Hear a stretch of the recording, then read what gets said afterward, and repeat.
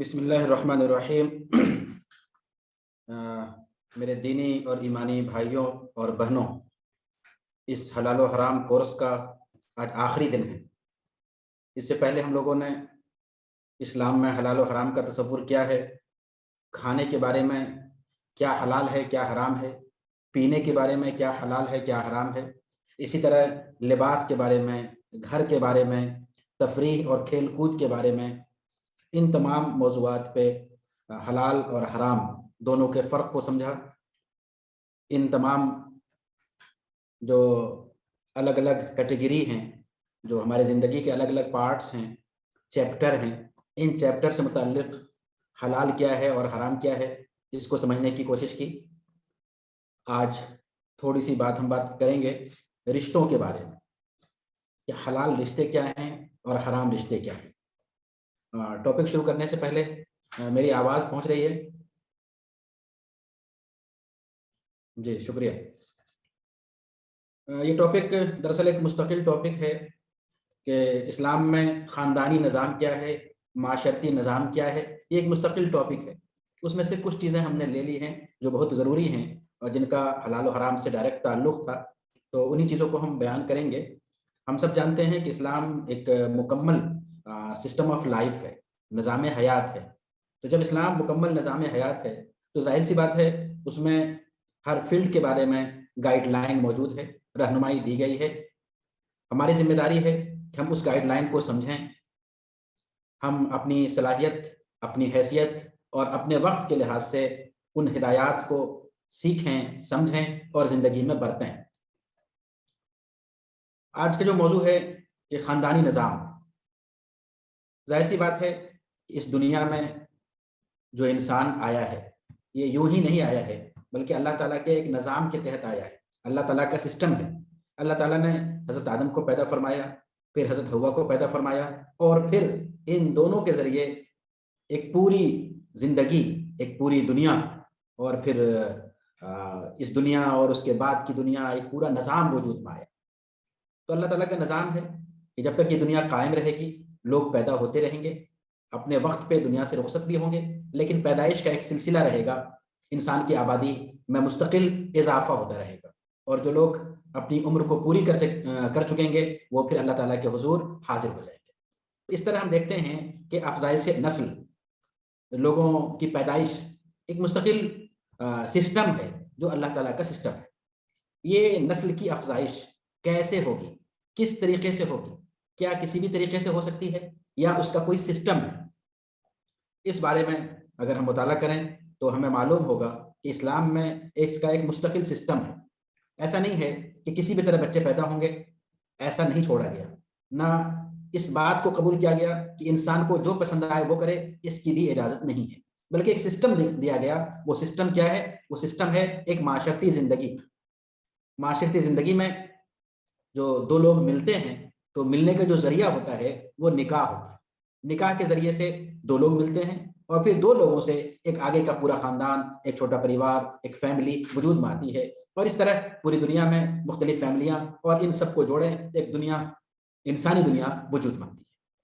تو یہیں سے ایک خاندانی نظام اور معاشرتی نظام کا سسٹم ہمیں نظر آتا ہے۔ اسلام میں بنیادی طور پر افزائش نسل کے لیے جو بالکل بنیاد اور بالکل ریڑھ کی ہڈی ہے وہ ہے نکاح، اور نکاح کے اپوزٹ ہے زنا۔ تو نکاح کو حلال کیا گیا اور زنا کو حرام قرار دیا گیا، یعنی نکاح کے علاوہ اگر کوئی بھی طریقہ ہو سکتا ہے افزائش نسل کا تو وہ حرام قرار پائے گا۔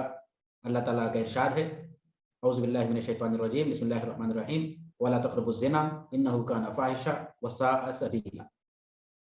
زنا کے قریب جانے سے بھی منع کیا گیا۔ زنا تو حرام ہے ہی، لیکن زنا تک پہنچانے والی وہ تمام چیزیں، وہ تمام اسباب، اس کو بھی روکا گیا تاکہ ایک پاکیزہ زندگی وجود میں آئے، ایک پاکیزہ رشتہ وجود میں آئے جس کو ہم نکاح کہتے ہیں۔ تو نکاح کے لیے ضروری ہے کہ نکاح کے علاوہ کے جو دروازے ہیں، جتنے ونڈوز ہو سکتے ہیں، جو چوری کے راستے ہو سکتے ہیں، ان سب کو بند کیا گیا۔ تو شریعت میں ہم انہیں دوائی اور اسباب کے نام سے جانتے ہیں کہ جو بھی زنا کے اسباب ہیں ان سب کو روکا گیا اور بہت دور سے روکا گیا۔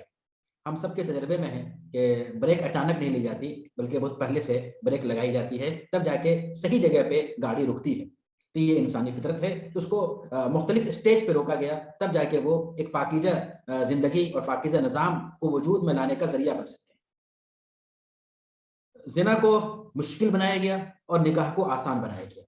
اب یہ الگ مسئلہ ہے، یہ المیہ ہے ہمارے سماج کا، کہ آج کے دور میں زنا آسان ہے اور نکاح مشکل۔ اگر شریعت کے مطابق عمل کرتے تو نکاح آسان ہوتا اور زنا مشکل ہوتا۔ زنا کو روکنے کے لیے جو بہت سے سیکنڈری گیٹ تھے اس کو بند کیا گیا، اس میں سے ہم کچھ چیزوں کا تذکرہ کریں گے۔ اس میں سے پہلی چیز ہے اجنبی عورت سے خلوت میں ملنا۔ اسلام میں پردے کا سسٹم ہے، حجاب کا سسٹم ہے، اور اسی میں ایک چیز آتی ہے وہ یہ کہ کسی بھی اجنبی عورت سے تنہائی میں ملاقات نہیں ہوگی۔ نہ مرد کسی اجنبی عورت کے ساتھ تنہائی میں ملے گا اور نہ عورت کسی مرد کے ساتھ تنہائی میں ملیں گے۔ ہاں، اگر کبھی بھی اس طرح کی ملنے کی ضرورت ہو، کوئی موقع ایسا ہو جو سماجی ضرورت ہو، انسانی ضرورت ہو، تو وہاں پھر کسی بیچ میں تیسرے کو رکھیں گے تاکہ تنہائی نہ ہو۔ یہ شریعت کا حکم ہے اور بہت ہی سخت حکم ہے۔ مسند احمد کی روایت ہے، رسول اللہ صلی اللہ علیہ وسلم نے ارشاد فرمایا کہ من کان یؤمن باللہ والیوم الآخر فلا یخلون بامرأۃ لیس معها ذو محرم منها فإن ثالثهما الشیطان، کہ جو لوگ بھی اللہ پر اور آخرت پر ایمان رکھتے ہیں، واسطہ دیا گیا کہ جو ایمان رکھتے ہیں وہ کیا کریں گے، ان کے لیے آگے کیا آرڈر ہے، فلا یخلون بامرأۃ، کہ وہ کسی بھی عورت کے ساتھ لیس معها ذو محرم، اس کے ساتھ کوئی محرم موجود نہ ہو، تنہائی میں نہیں بیٹھیں گے، تنہائی میں جمع نہیں ہوں گے، تنہائی میں نہیں ملیں گے۔ یہ ایک پہلا گیٹ ہے جس کو بند کیا گیا۔ کیوں؟ فإن ثالثهما الشیطان، کہ جب یہ دونوں بیٹھیں گے تو یہ دونوں جتنے اچھے ہوں، ان کے خیالات جتنے اچھے ہوں، لیکن بیچ میں شیطان شیرہ لگانے کا کام کرے گا، وسوسہ ڈالے گا اور پھر گناہ کی طرف لوگ مائل ہوں گے۔ اسی طرح سورہ احزاب کی آیت ہے، آیت نمبر 53، بسم اللہ الرحمن الرحیم۔ اس میں ازواج مطہرات سے خطاب ہے خاص طور پہ، وَإِذَا سَأَلْتُمُوهُنَّ مَتَاعًا فَاسْأَلُوهُنَّ مِنْ وَرَاءِ حِجَابٍ ذَلِكَ أَطْهَرُ لِقُلُوبِكُمْ وَقُلُوبِهِنَّ، کہ جب تم نبی کی بیویوں سے کوئی چیز مانگو تو پردے کے پیچھے سے مانگو، سامنے نہ آؤ، بیچ میں پردہ حائل رہے۔ کیوں؟ ذَلِكَ أَطْهَرُ لِقُلُوبِكُمْ، یہ تمہارے لیے، تمہارے دلوں کے لیے اور ان کے دلوں کے لیے، یعنی مرد اور عورت ان دونوں کے دلوں کے لیے یہ جو سسٹم ہے یہ کیا ہے؟ پاکیزگی کا باعث، گناہ نہیں ہوگا، فتنہ نہیں ہوگا اگر اس کا خیال رکھیں گے تو۔ اس آیت کے ضمن میں بہت مشہور مفسر ہیں قرطبی، امام قرطبی، ان کی کتاب ہے تفسیر قرطبی، بہت مارکۃ الآراء ہے، بہت اوتھینٹک کتاب ہے۔ اس میں انہوں نے ایک بات لکھی ہے جو میں آپ کو سنانا چاہتا ہوں۔ وہ لکھتے ہیں اس میں جو کہا گیا کہ پردے کے پیچھے سے لو، کیوں؟ یرید من الخواطر التي تعرض للرجال فی امر النساء، کہ عورتوں کے حوالے سے مردوں کے دلوں میں اور مردوں کے حوالے سے عورتوں کے دلوں میں کوئی خیال آتا ہے، کوئی وسوسہ آتا ہے، انسان سوچتا ہے کیسی ہے، کیسا ہے، تو اس سے روکنے کے لیے یہ سسٹم بنایا گیا۔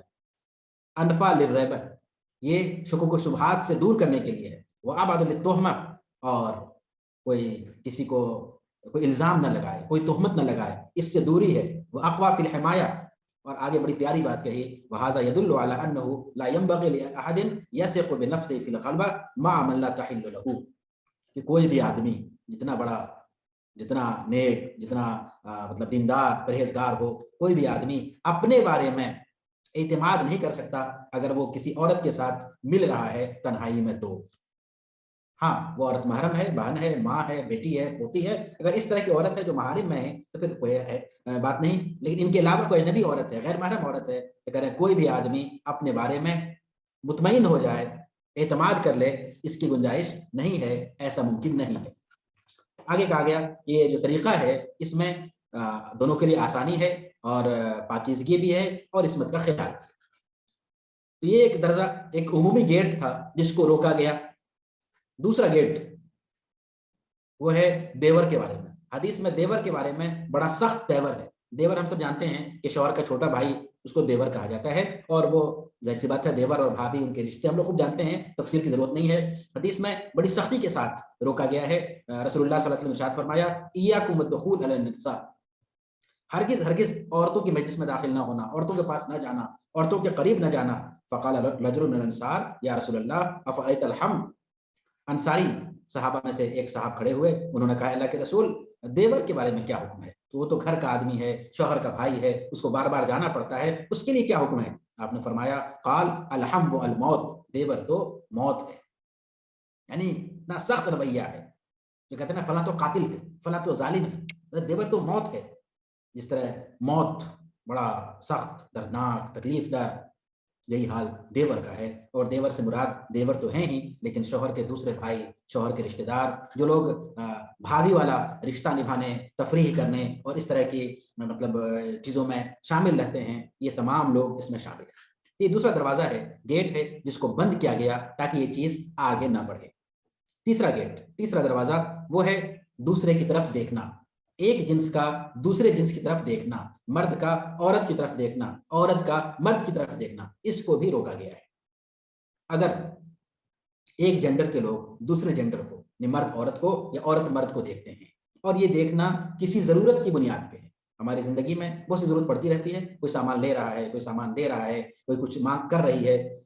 تو پریکٹیکل بہت سی جگہیں ایسی ہوتی ہیں جہاں کچھ چیزیں ظاہر ہوتی ہیں، کچھ لینا ہے تو ہاتھ کھلے گا، کبھی چہرہ کھلے گا، کبھی کچھ ہوگا. تو جو عام زندگی میں ضرورت پڑتی ہے، اگر کوئی ضرورت سے کوئی چیز، کوئی حصہ کھل رہا ہے تو اس کی الگ اجازت ہے. اسی طرح بعض انسانی ضرورتیں ہیں، جیسے ڈاکٹر کے یہاں جانا ہے، کہیں گواہی دینی ہے اور وہاں چہرہ کھولنا ہے. آج کے دور میں آدھار کارڈ بننا ہے، فلاں بننا ہے، حج کے لیے پاسپورٹ بننا ہے، اس میں فوٹو لگنا ہے. تو اس طرح کی وہ جگہیں ہیں کہ جہاں پہ انسانی ضرورت ہے یا شرعی ضرورت ہے. تو اگر ضرورتاً ایک جنس کے لوگ دوسرے جنس کو دیکھ رہے ہیں تو کوئی حرج نہیں ہے، لیکن اگر ضرورتاً نہیں ہے، ایک سیکنڈ،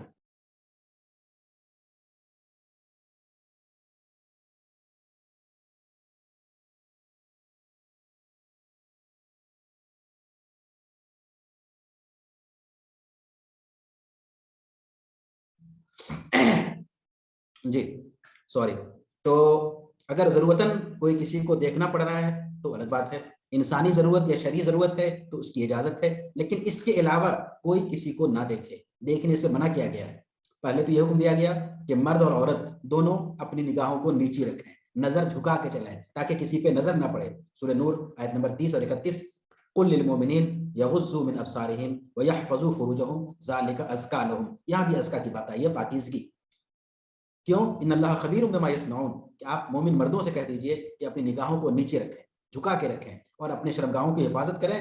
یہ ان کے لیے پاکیزگی کا ذریعہ ہے. اور آگے بات، بڑی پیاری بات کہی گئی، اللہ تعالیٰ خوب جانتا ہے کہ تم لوگ کیا کرتے ہو، تنہائی میں کیا کرتے ہو، اللہ تعالیٰ خوب جانتا ہے.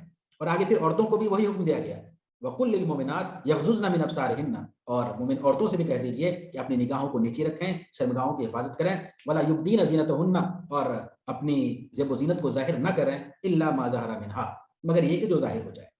تو پہلے تو یہ کہا گیا کہ نگاہ نیچی رکھیں. جب نگاہ نیچی رکھیں گے تو ظاہر سی بات ہے دوسرے پہ نظر نہیں پڑے گی.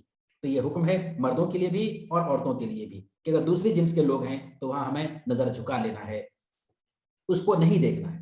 لیکن اگر نظر پڑ گئی، سڑک پہ چل رہے ہیں تو نگاہ نیچی کرنے کا مطلب یہ نہیں کہ آنکھ بند کر لی جائے، یہ بھی ٹھیک نہیں ہے. ایکسیڈنٹ ہو سکتا ہے، حادثہ ہو سکتا ہے. تو دیکھنا بھی ہے، لیکن اس طرح دیکھنا ہے کہ کسی اجنبی عورت کے چہرے پہ نظر نہ پڑے، یا اگر عورت ہے تو کسی اجنبی مرد کو نہ دیکھے. اس طرح چلنے کی ہدایت دی گئی. دوسرا، اگر نظر پڑ جائے تو کیا ہے؟ ہمیں اس کے بارے میں بھی گائیڈ لائن موجود ہے. رسول اللہ صلی اللہ علیہ وسلم نے حضرت علی سے فرمایا کہ یا علی لا تتبع النظر النظر، بار بار نہ دیکھو، پلٹ پلٹ کر نہ دیکھو. آگے کہا فإن لك الأولى وليست لك الأخرى، کہ پہلی نظر جو پڑ گئی اس کی تو اجازت ہے. اجازت کا مطلب نظر ڈالنے کی اجازت نہیں ہے، یہ چونکہ اس کے بغیر ممکن نہیں ہے کہ آدمی چل رہا ہو ایک نظر پڑ جائے، اس کی مطلب گنجائش ہو سکتی ہے. لیکن ولیست لک الاخری، لیکن اگر تم دوبارہ اس کو دیکھتے ہو، مڑ مڑ کے دیکھتے ہو، پلٹ کے دیکھتے ہو، تو اس کی اجازت نہیں ہے. تو پہلی نظر پڑ جانا، اچانک نظر پڑ جانا، یوں گلی سے گزر رہے ہیں، اچانک کوئی سامنے آ گئی، یا یوں موڑ ہے، اندازہ نہیں تھا، قریب گئے تو آگے سے کوئی عورت آ گئی یا کوئی مرد آ گیا اور عورت گزر رہی ہے، تو یہ اچانک والی نظر ہے. لیکن اچانک نظر پڑنے کے بعد اب دوبارہ اس کو دیکھنا، تو ظاہر سی بات ہے دوبارہ دیکھنا یوں ہی نہیں ہوگا، اس کے پیچھے کوئی نہ کوئی دل میں کوئی خیال ہوگا، تو اس سے منع کیا گیا ہے. تو نظر پڑ جائے تو اس کی اجازت ہے، نہیں گنجائش ہے، لیکن نظر ڈالنا، دیکھنا اور دیکھنے کے بعد سوچنا، ان چیزوں کی اجازت نہیں ہے. دراصل یہ وہ ذرائع ہیں جو انسان کو کہیں نہ کہیں گناہ تک پہنچاتے ہیں، اور شریعت میں اس کو منع کیا گیا ہے. یہ حرام رشتے ہیں، حرام تعلقات ہے، یہ حرام توجہ ہے جس سے منع کیا گیا. ایک اور گیٹ، ایک اور اہم چیز کہ مردوں کے لیے بھی سطر بنایا گیا اور عورتوں کے لیے بھی سطر بنایا گیا. عموماً یہ سمجھا جاتا تھا کہ مرد مرد ہیں تو کیا حرج ہے, کچھ بھی پہنے, مرد مردوں کے درمیان ہے یا عورت عورتوں کے درمیان ہے تو کوئی حرج نہیں ہے. اسلام میں ایسا نہیں ہے. مرد اگر مردوں کے درمیان ہیں تو بھی سطر کو چھپانا ضروری ہے, عورت عورتوں کے درمیان ہے تو بھی سطر کو چھپانا ضروری ہے. اور اگر اس کے اپوزٹ ہے, مرد عورتوں کے درمیان ہے یا عورت مردوں کے درمیان ہے, تب تو ظاہر سی بات ہے اس سے زیادہ کی ضرورت پڑے گی. تو بہرحال اگر مرد مرد کے درمیان ہے تو بھی سطر چھپانا ہے مرد کو, اور مرد کا جو سطر عورت ہے وہ ناف سے لے کر گھٹنا تک ہے. اس دونوں کے درمیان کے جو اعضاء ہیں اس کو کھولنا جائز نہیں ہے. ہاں, بیماری کی حالت میں ڈاکٹر کے لیے یا کوئی اور انسانی مجبوری ہو تو کھولنے کی اجازت ہوگی, اس کے علاوہ اجازت نہیں ہوگی. تو مرد بھی دوسرے مرد کے انہی اعضاء کو دیکھ سکتا ہے جو سطر عورت کے علاوہ ہے, یعنی ناف اور گھٹنے کے علاوہ ہے. اور ناف اور گھٹنے کے درمیان جو ہے اس کا دیکھنا مرد کے لیے بھی جائز نہیں ہے. اور جب مرد کے لیے جائز نہیں ہے تو ظاہر سی بات ہے کہ عورت ہے تو اس کے لیے بھی سطر کا دیکھنا جائز نہیں ہوگا. البتہ ہاں, سطر کے علاوہ جو اعضاء ہے, ہاتھ ہے, پیٹ ہے, پیٹھ ہے, کیا اس کا دیکھنا جائز ہوگا؟ تو فقہاء نے لکھا ہے کہ عورت کے لیے مرد کے ان اعضاء کو دیکھنا جو سطر عورت کے علاوہ ہے, یہ اس وقت مباح ہو سکتا ہے جبکہ دیکھنے میں کسی طرح کے فتنے کا اندیشہ نہ ہو, کوئی دل میں برا خیال نہ آئے, کسی گناہ کی طرف توجہ نہ ہو. اگر ایسا ہے تب پھر دیکھنے کی اجازت ہو سکتی ہے, ورنہ نہیں ہو سکتی ہے. مرد عورت کو بالکل نہیں دیکھ سکتا ہے, لیکن عورت مرد کو دیکھ سکتی ہے. دونوں کے درمیان تھوڑا سا فرق رکھا ہے. جو شرعی علت ہے وہ تو ہے ہی, یوں ہم آسانی سے سمجھ سکتے ہیں کہ مرد کے اندر اقدام کی صلاحیت ہوتی ہے اور عورت میں اللہ تعالیٰ نے حیا رکھی ہے, اس میں اقدام کی صلاحیت نہیں ہوتی ہے. مرد کوئی چیز دیکھے گا, اسے پسند آئے گی وہ چیز, تو اس کے ٹوہ میں لگے گا, آگے بڑھے گا. اور اگر عورت کے اندر یا لڑکی کی طرف سے یہ بات ہو تو ایسا کم ہوتا ہے, الا یہ کہ فطرت کسی کے مسخ ہو جائے تو الگ بات ہے. تو بہرحال عورت مرد کے ان اعضاء کو دیکھ سکتی ہے جو سطر کے علاوہ ہے, بشرطے کہ فتنہ کا اندیشہ نہ ہو. اور اس کی ایک دلیل بھی ہے کہ مسجد نبوی میں حبشی لوگ تماشا کر رہے تھے, لوگ تماشا دیکھ رہے تھے, اور حضرت عائشہ رضی اللہ عنہا, ہم سب کی ماں, ہم سب کی جانیں ان پر قربان, وہ رسول اللہ صلی اللہ علیہ وسلم کے کندھے پر, شانہ مبارک پر اپنا چہرہ رکھ کر وہ بھی کھیل دیکھ رہی تھی. اور جب تک حضرت عائشہ دیکھتی رہی, رسول اللہ صلی اللہ علیہ وسلم اسی طرح کھڑے رہے. یہاں پہ بہت سی چیزیں معلوم ہوتی ہے, لیکن اس میں سے جو اہم چیز ہے یہاں بتانا ہے آپ کو وہ یہ کہ حضرت عائشہ نے مردوں کے کھیل کو دیکھا. گویا مرد کے لیے, عورت کے لیے مرد کو دیکھنے میں تھوڑی سی گنجائش ہے بمقابلہ کہ مرد عورت کو دیکھے. اسی طرح عورت کا پورا جسم سطر ہے, سوائے چہرے کے, ہتھیلی کے اور پیر کے. پیر کا مطلب نچلا جو پنجہ ہے وہ, اور ہتھیلی یہ والا حصہ, اور چہرہ, یہ سطر میں داخل نہیں ہے. یہاں پہ ایک چیز واضح رہے جو سمجھنے کی ہے وہ یہ کہ ایک سطر ہے, ایک حجاب ہے, دو الگ الگ چیزیں ہیں. حجاب میں چہرہ شامل ہے, قرآن میں خود کہا گیا, اور اکثر مفسرین نے یہی اس کی تفسیر کی ہے, یدنین علیہن من جلابیبہن, گھونگھٹ کو ڈالتی تھی. تو ظاہر سی بات ہے سر پہ آنچل ہے, اس کو لٹکائے گی عورت تو چہرے پہ آئے گا. تو چہرہ حجاب میں شامل ہے لیکن سطر میں شامل نہیں ہے.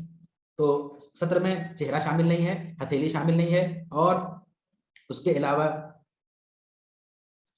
پیر کا حصہ شامل نہیں ہے. تو یہ تینوں چیزیں ہیں کہ جو عورتیں دیکھ سکتی ہیں. ان کے علاوہ بقیہ اعضاء اس کو عورت بھی دوسری عورت کا نہیں دیکھ سکتی ہے.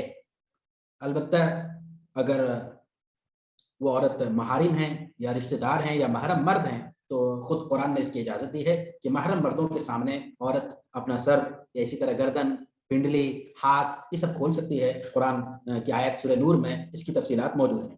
محرم میں جیسے بیٹا ہے, پوتا ہے, خسر ہے, بھائی ہے, اسی طرح ایسے بچے جو خدمت کے لیے گھروں میں معمور ہوتے ہیں اور ان میں ابھی جنسی احساس پیدا نہیں ہوا ہے, تو ان کے سامنے بھی عورت سر کھول سکتی ہے, ہاتھ کھول سکتی ہے. لیکن اس کے علاوہ جو بھی ہیں ان کے نزدیک ان کے سامنے کھولنے کی اجازت نہیں ہے.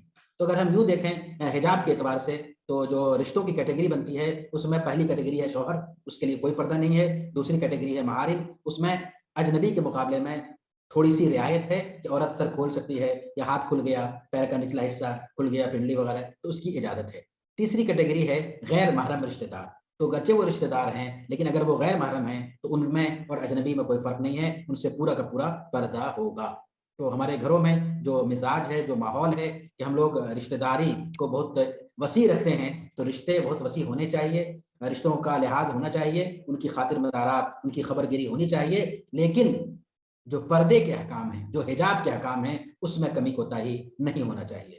لڑکیوں کا خالازاد، ماموزاد، پھوپھازاد، اس طرح کے جو بھائی ہوتے ہیں ان کے سامنے آنا یہ صحیح نہیں ہے، ان سے پردہ ہے اور پردہ کرنا چاہیے۔ پردہ نہ کرنے کی بنیاد پہ جو خرابیاں پیدا ہو رہی ہیں وہ ہم سب جانتے ہیں، وہ بتانے کی ضرورت یہاں پہ نہیں ہے۔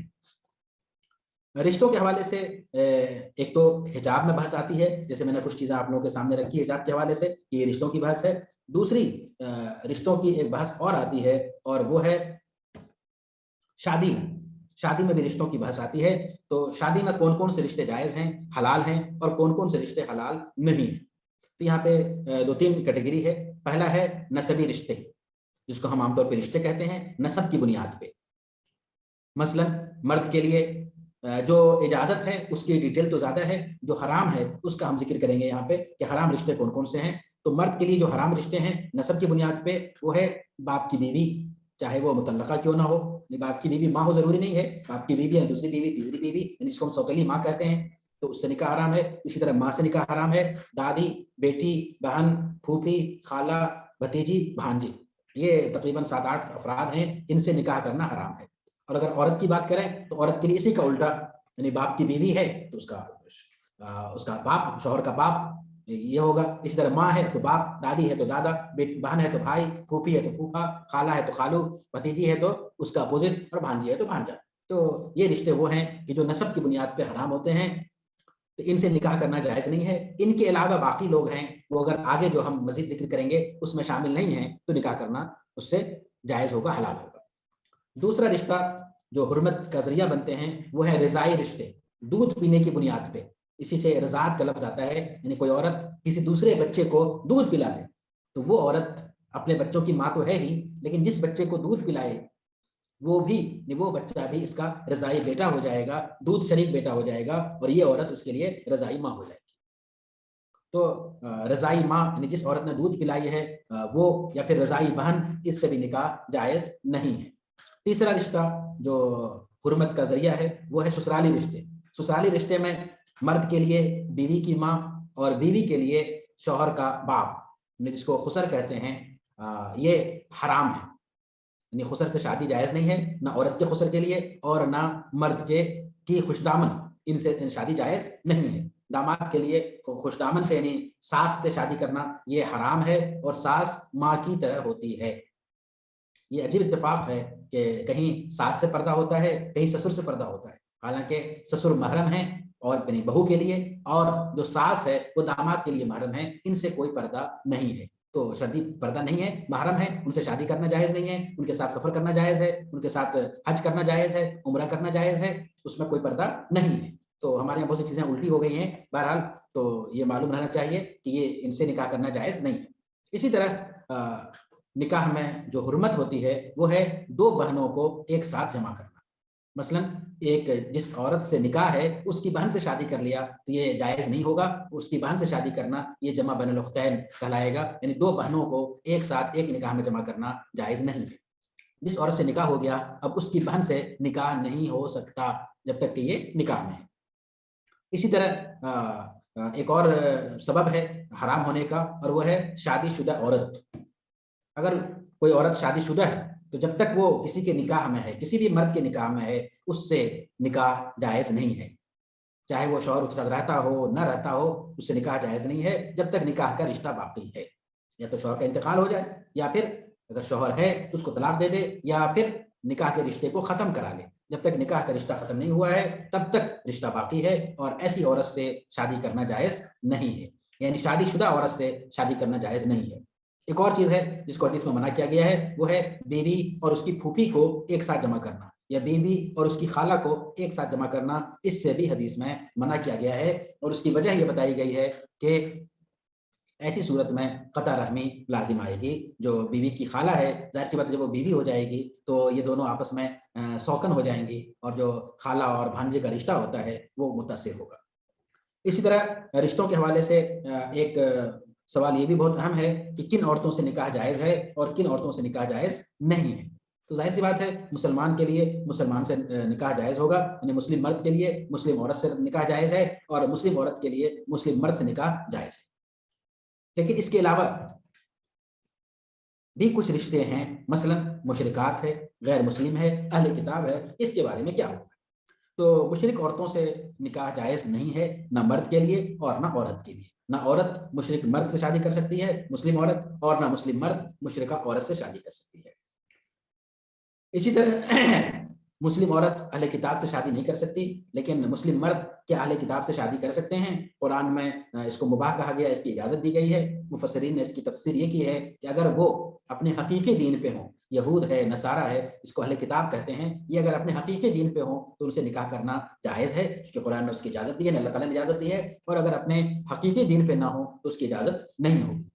اسی طرح غیر مسلم سے نکاح کرنا، اس کی بھی اجازت نہیں ہے۔ نکاح کے لیے ایمان کا ہونا ضروری ہے، اگر ایمان نہیں ہے اگلے کے اندر تو اس سے نکاح نہیں ہو سکتا ہے، چاہے اس کو ہم جس میرج کی کیٹیگری میں داخل کر لیں، چاہے وہ کسی قانون کے مطابق نکاح ہو جائے، لیکن شریعت کے مطابق نکاح نہیں ہے، گنہگار ہیں، اور جب تک دونوں ساتھ رہیں گے گنہگار ہوں گے، اور اگر اس سے بچے کی پیدائش ہوتی ہے تو وہ بچہ بھی حلال نہیں ہوگا، ثابت النسب نہیں ہوگا۔ اسلام میں جو نکاح کا کانسیپٹ ہے وہ کانسیپٹ یہ ہے کہ کسی بھی عورت سے زندگی بھر کے لیے نکاح کیا جائے، اس کو زندگی بھر کے لیے اپنایا جائے۔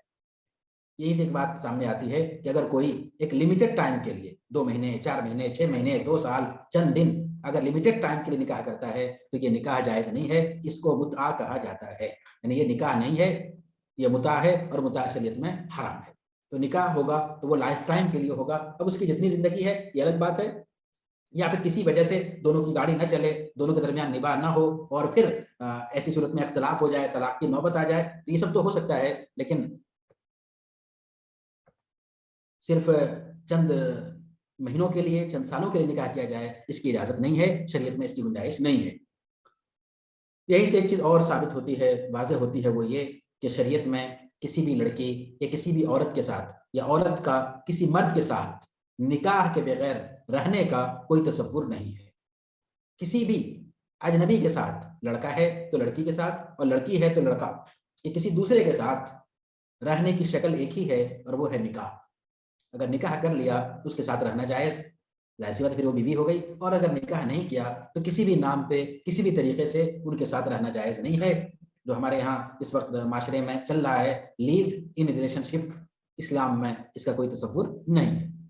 ایک چیز اور، چونکہ بات آئی حجاب کی دیکھنے کی، تو نکاح کے حوالے سے، نکاح کی نیت سے یا نکاح کے مقصد سے کسی اجنبی عورت کو دیکھنا جائز ہے، اس کی اجازت دی گئی ہے، لیکن اس نیت سے اس کو سیر سپاٹے کے لیے لے جانا، آؤٹنگ کرانا، تفریح کرنا، یا جو لوگ سوچتے ہیں کہ کچھ دنوں ساتھ رہیں گے تو ایک دوسرے کو سمجھ پائیں گے، اس کی اجازت اسلام میں نہیں ہے۔ سمجھنے کے لیے دوسرے طریقے ہو سکتے ہیں، اس کو اختیار کیا جائے، لیکن اجنبی کے ساتھ رہنا یا اس کے ساتھ وقت گزارنا یہ ٹھیک نہیں ہے۔ دیکھنے کی اجازت ہے، کیونکہ زندگی بھر کا مسئلہ ہے، تو دیکھ لیں تو فیصلہ کرنے میں آسانی ہوگی۔ لیکن یہاں بھی یہ کہا گیا کہ گھر کی بڑی بوڑھی عورتیں یا کوئی خالہ زاد بہن یا بھابھی وہ دیکھ لے اور وہ آ کے بتا دے کہ لڑکی ایسی ایسی ہے تو کافی ہوگا، لیکن کوئی دیکھنا چاہے تو دیکھنے کی اجازت ہے۔ تو رشتوں کے حوالے سے یہ کچھ موٹی موٹی باتیں تھیں، باقی شوہر بیوی کے حوالے سے کچھ چیزیں ہیں حلال و حرام سے متعلق، اسی طرح اولاد کے حوالے سے، ماں باپ کے حوالے سے، رشتوں کے حوالے سے کچھ حلال و حرام کی چیزیں ہیں، لیکن یہ سب الگ الگ موضوعات ہیں اور اس کی تفصیلات ہیں۔ تو فی الحال ہم رشتوں کے حوالے سے اسی پہ اکتفا کریں گے۔ اسلام کا تقاضا یہی ہے کہ رشتوں کو اچھے انداز سے نبھایا جائے، وہ رشتے قریبی ہوں، دور کے ہوں، ان سب کے حقوق ہیں اور ان کے حقوق کو ادا کرنے کی کوشش کی جائے۔ قرآن مجید میں بار بار اس کی تاکید آئی ہے، اور خاص طور پر یتیم بچوں کے لیے بڑی تاکید آئی ہے۔ تو رشتوں کو نبھایا جائے، رشتوں کا خیال رکھا جائے، ان کے حقوق کو ادا کیا جائے، لیکن جب حجاب کی بات آئے گی تو پھر وہاں پہ محرم اور غیر محرم کا فرق ہوگا۔ جب شادی کی بات آئے گی تو وہاں پہ رشتوں کا مطلب جو حرام رشتے ہیں اس سے شادی نہیں ہو سکتی ہے، جو حلال رشتے ہیں اس سے شادی ہو سکتی ہے۔ تو یہ کچھ بیسک چیزیں تھیں رشتوں سے متعلق، اس کا بتانا ضروری تھا، تو یہ باتیں آپ کے سامنے رکھی گئی۔ اگر آپ کے پاس کچھ سوالات ہوں ان موضوعات کے حوالے سے تو آپ لوگ سوال کر سکتے ہیں، بہنیں سوال کر سکتی ہیں، ورنہ اسی پہ آج کی کلاس کو ختم کریں گے۔ اور یہ فی الحال یہ ہمارے اس کورس کا آخری کلاس ہوگا، اس کے بعد انشاءاللہ 1-2 دن تیاری کے لیے آپ کو رہے گا، اور پھر آپ انشاءاللہ ایگزام، اور ایگزام کے بعد پھر سرٹیفکیٹ جو ہم نے وعدہ کیا ہے وہ آپ تک پہنچے گا انشاءاللہ۔ سوالات سے پہلے پھر آپ سے گزارش ہے، اس کے بعد پتہ نہیں موقع ملے بات کرنے کا نہ ملے، کہ آپ کے لیے اس کورس کا جو انتظام کیا، ارینج کیا، یہ صفحہ آن لائن نے کیا، تو آپ سب اس کی کوشش کریں کہ آپ کی ذات سے، آپ کے ذریعے سے صفا آن لائن کو بینیفٹ ملے، اور بینیفٹ کا ایک واضح طریقہ یہی ہے کہ ان کے ویڈیوز کو، صفا آن لائن کی ویڈیوز کو، پروگرام کو، ان کے آنے والے کورسز کو آپ پروموٹ کریں، اس کو آگے بڑھائیں، خود دیکھیں، دوسروں کو دیکھنے کے لیے کہیں، اس سے سپورٹ ہوگا. کہ اگر کوئی دوسرا سپورٹ بھی کرنا چاہیں تو اس کے لیے بھی دروازہ کھلا ہوا ہے. ہم اس کی کوئی تشکیل یہاں پہ نہیں کر رہے ہیں. کوئی اگر کرنا چاہیں تو اس کا بھی سسٹم موجود ہے، وہ پرسنل پہ جا کے پوچھ لیں، سپورٹ کر سکتی ہیں، کر سکتے ہیں، کیونکہ ایک مستقل کام ہے اور اس کا مقصد ایک الٹرنیٹ میڈیا پرووائڈ کرنا ہے. اس وقت جو چیزیں میڈیا کے حوالے سے ہم کو مل رہی ہیں، ہم سب جانتے ہیں تو اس سے فائدہ ہو رہا ہے یا نقصان ہو رہا ہے. تو صفا آن لائن کی ٹیم ایک الٹرنیٹ میڈیا ہاؤس بنانے کی کوشش میں ہے. ظاہر سی بات ہے اس میں اچھا خاصا خرچ ہے، اس میں سرمایہ کی ضرورت ہے. تو یہ ساری چیزیں ہیں، تو آپ لوگ اس کا دھیان رکھیں، خیال رکھیں. تو کم از کم اتنا سپورٹ ضرور کریں، اس کے ویڈیوز کو پروموٹ کریں، لوگوں تک پہنچائیں، اور ہم کوشش کریں گے کہ آپ لوگوں کے لیے اور بھی اچھے اچھے پروگرام ڈیزائن کریں، اچھے پڑھنے والے ہوں. جلدی ہی ہمارا کورس شروع ہو رہا ہے قرآن پڑھنے کے لیے، چاہے وہ بڑی عمر کے مرد ہوں یا بڑی عمر کی عورتیں ہوں، وہ قرآن کو مخرج کے ساتھ کیسے پڑھ سکتے ہیں، کیسے پڑھ سکتی ہیں. اس کے لیے ہمارا کورس آ رہا ہے.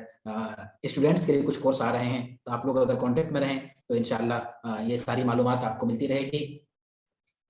صفا آن لائن کے نام سے یوٹیوب چینل بھی ہے، اسی طرح صفا آن لائن کے نام سے فیس بک پہ پروفائل بھی ہے اور پیج بھی ہے، انسٹاگرام پہ بھی صفا آن لائن موجود ہے. تو آپ جہاں بھی آپ کو سہولت ہو آپ صفا آن لائن کو فالو کریں، اس کی ٹیم کا حصہ بنیں، تاکہ ہم آپ کے ساتھ مل کے جو وقت کی ضرورت ہے اس کو پورا کرنے کی تھوڑی سی کوشش کر سکیں. اندھیرا بہت ہے، اگر ہم اور آپ مل کے تھوڑا سا اجالا اور تھوڑی سی روشنی پیدا کرنے کی کوشش کریں تو کم از کم ہمیں یہ اطمینان رہے گا کہ ہم نے اپنے حصے کا کام کر دیا. جی سوالات. السلام علیکم مفتی صاحب. جی وعلیکم السلام. ایکچولی آج کلاس کا لاسٹ دن ہے، تو یہ کہنا چاہوں گی کہ آپ جو بیان کیا اس سے بہت ہم سب فائدہ اٹھائے ہیں، اور شکریہ. جیسے پہلے بھی کہا تھا اللہ آپ کو جزائے خیر دیں. اور آپ اس میں کیا بولے تو ایگزام کا ڈیٹیل ڈالے تھے 23 کو ایگزام بول کے، تو ہم لوگ وہ اس میں بتا ہمارے شیڈیولس بنا کے رکھے تھے، تو اب آپ پوسٹ پون ہو گیا نا. تو میں چاہوں گی لائک صبح کل کب آپ بتا دیں گے تو ایگزام ہم لوگوں کو ہمارا شیڈیول واپس پلان کرنے کے لیے ایزی ہوگا بول کے. آئندہ 2-3 دنوں میں ایگزام رکھیں گے. آپ لوگوں کے مشورے سے کتنے کچھ بجے؟ طے کر سیم لیں ٹائم گے. کیا؟ جی سیم ٹائم کیا؟ اگر آپ لوگوں کو 9 بجے ایزی ہو تو 9 بجے رکھ لیں گے. اوکے یہ بہتر ہوگا. جی جی مجھے ایک مطلب دن وغیرہ میں ہوگا تو دوسرے نہیں کام نہیں بھی. اسی ٹائم میں 9 بجے ہی رکھیں گے. اور اچھا آپ لوگوں کے پاس ایسے ہی گوگل شیٹ پہ کوشچن پہنچے گا اسی ٹائم میں، اور آپ کو مطلب جیسے 40 منٹ ہے، اسی کے اندر آپ کو یا تو اس پہ آبجیکٹیو ہوگا ٹک لگانا ہے یا کچھ لکھنا ہے، جیسا بھی ہوگا وہ تو ڈیسائیڈ کیا جائے گا. تو آپ کو گوگل شیٹ مل جائے گی، لنک ملے گا اس کو آپ لوگ کھولیے، فل کیجیے اور پھر 9:40 تک اس کو جمع کر دیجیے. اچھا ٹھیک ہے، جزاک اللہ خیر. ٹھیک بہت شکریہ. جی السلام علیکم. وعلیکم السلام. مجھے یہ پوچھنا ہے کہ ایک بندہ ہے جو آلریڈی میرڈ ہے اور اس کا بیبی بھی ہے، ایک لڑکا ہے، بٹ اس کی وائف جو ہے وہ نہیں رہتے ان کے ساتھ میں. تو اس حالات میں مطلب کمپلیکیٹڈ ہے کافی، ڈیورس بھی نہیں ہوا ہے اور وہ ان کے میرڈ لائف میں بہت کمپلیکیشنز ہے. تو اس حالات میں کیا اس بندے کا سیکنڈ نکاح کرنا جائز ہوگا؟ اس بندے کا؟ ہاں دیکھیے مرد کے لیے تو 4 شادی کی گنجائش ہے. تو اگر ایک وائف ہے، اب اس سے کوئی پرابلم ہے یا پرابلم نہیں بھی ہے، اگر اس مرد کو ضرورت ہے دوسری شادی کی تو وہ شادی کر سکتا ہے. اچھا، بٹ اس کے لیے فرسٹ وائف کا پرمیشن اینڈ آل ایسے کچھ؟ نہیں پرمیشن کمپلسری نہیں ہے. اچھا اوکے جزاک اللہ خیر. جی شکریہ. جی اور کوئی؟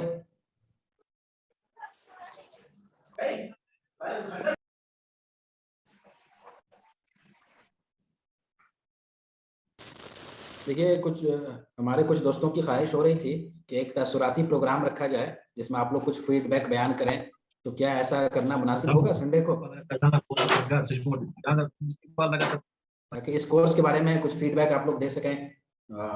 ایک تاثراتی پروگرام ہو اور لاسٹ میں ہمارے کوئی سینئر ٹیچر ہوں گے، وہ آپ سے کچھ خطاب کریں گے.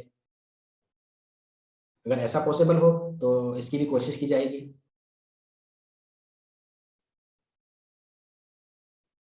کوئی کچھ کہنا چاہیں تو ہینڈ ریز کیجیے، مائک آپ کا آن ہو جائے گا. جی ہاں جی وعلیکم السلام. صحیح رہے گا. چلیے دیکھتے ہیں، مشورہ کر کے گروپ پہ انشاءاللہ नोटिस डाल दिया जाएगा, तो उसमें आप लोग कम से कम आप लोगों के फीडबैक आ जाते तो आसानी होती है हमें समझने में। हम तो अपने एतबार से बेटर करने की कोशिश कर रहे हैं, लेकिन वो कितना मुफीद हुआ तो आप लोग बताएंगे।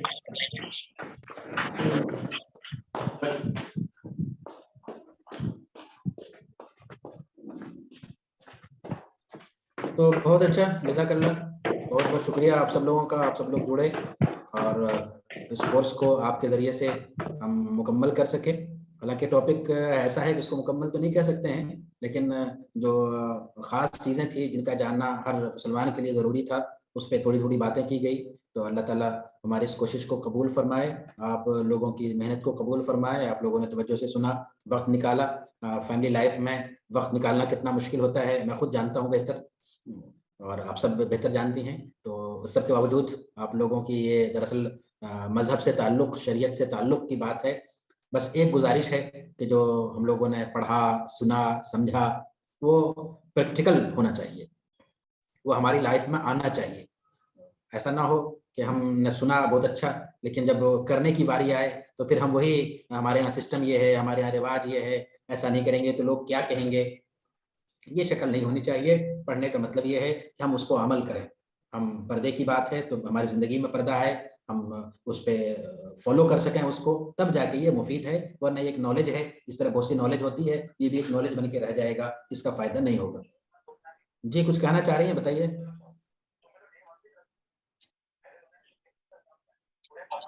अस्सलाम वालेकुम। वालेकुम सलाम।